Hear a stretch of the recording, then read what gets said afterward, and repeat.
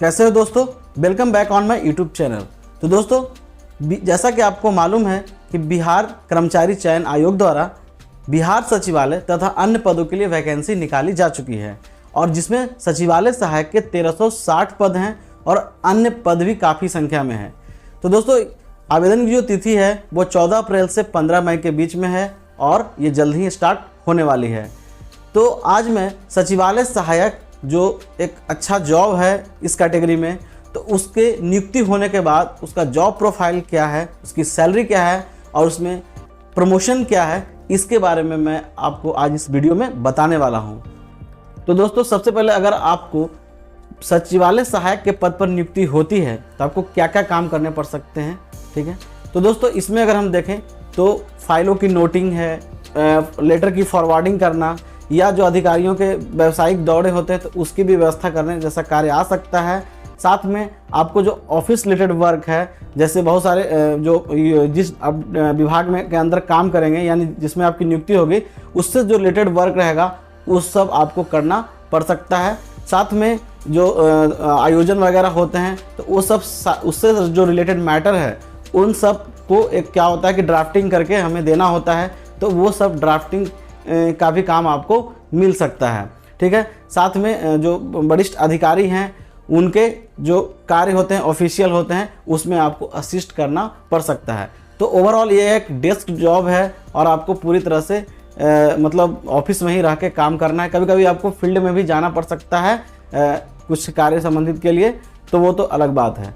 इसकी पोस्टिंग की हम बात करते हैं तो पटना में ही होगी, 80% पटना में ही होता है, क्योंकि अब बाकी जो है अगर 20% हम बात करें तो जो बिहार की जो कमिश्नरियाँ हैं वहाँ पर भी आपको नियुक्ति हो सकती है, यानी आपको ट्रांसफ़र बस इसी 2 रीज़न में हो सकता है। लेकिन सबसे ज़्यादा जो दोस्तों आपको पटना में ही सर्विस करनी होगी और ये एक मतलब पूरी तरह से स्थायी सर्विस है और अच्छी पे सैलरी भी है।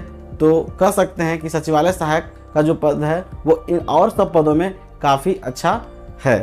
तो दोस्तों, सचिवालय सहायक के जॉब प्रोफाइल के बाद हम इसकी सैलरी की बात कर लेते हैं। तो सचिवालय सहायक जो है जिसे सहायक प्रशाखा पदाधिकारी भी कहा जाता है, यानी कि असिस्टेंट सेक्शन ऑफिसर। दोस्तों, इसकी जो पे है वो लेवल 7 है, यानी 7वें वेतनमान के अनुसार पे लेवल 7 है।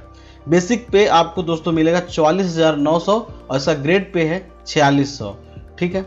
इसके बाद सैलरी जो ओवरऑल बनेगी वो 44,900 से 1,42,400 के बीच बनेगी। साथ में आपको अलाउंसेस मिलेंगे भत्ते, जिसमें डियरनेस अलाउंस, महंगाई भत्ता, travelling allowance, house rent allowance. और हाउस रेंट अलाउंस जो है दोस्तों यहाँ पे कम मिलता है, क्योंकि ये जेट सिटी में आता है इसलिए यहाँ पे कम मिलता है। साथ में मेडिकल अलाउंस और अन्य भत्ते आपको मिलेंगे। साथ में सरकार समय पर जो भी डियरनेस अलाउंस बढ़ाएंगी वो भी आपको ऐड होकर मिलता रहेगा। तो ओवरऑल ग्रॉस सैलरी जो दोस्तों आपको लगभग इन हैंड होगी, यानी कुछ पीएफ वगैरह कटने के बाद और भी जो चीज़ें कुछ कटने के बाद आपको 60,000 से 70,000 रुपये के बीच में इन हैंड सैलरी आपको मिलेगी। तो दोस्तों, सैलरी के बाद प्रमोशन की बात कर लेते हैं।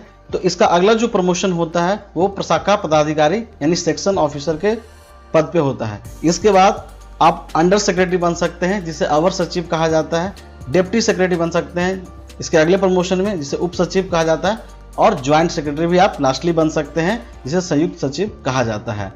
और दोस्तों, ये सेक्शन ऑफिसर बनने में लगभग 9 से 10 साल लग जाता है। अगर आप अर्ली स्टेज में सर्विस लेते हैं तो आप सेक्शन ऑफिसर सही टाइम पे बनते हैं तो आपको लगभग आप डिप्टी सेक्रेटरी तक जा सकते हैं। उसके बाद तो रिटायरमेंट का एज आ जाता है।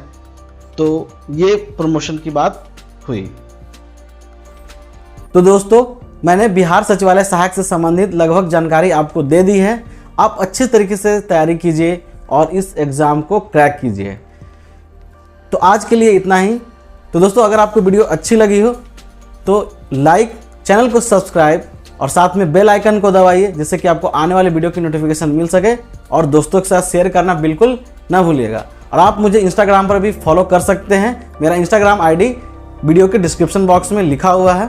तो मिलते हैं ऐसे ही किसी अगले वीडियो में। धन्यवाद।